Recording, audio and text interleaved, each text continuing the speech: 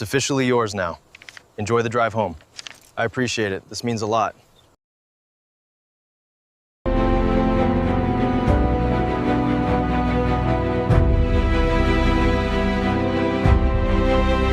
Look at the state of this. Yeah, quite a project, but the chassis looks solid.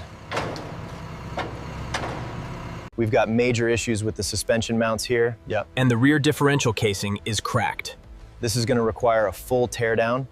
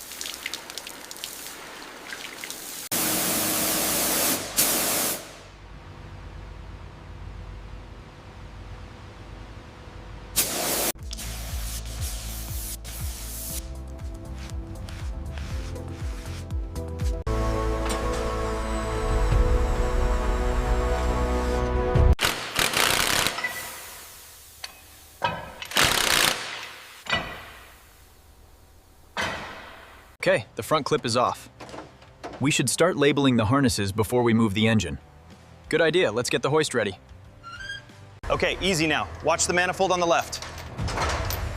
Clear on my side, keep going up slowly.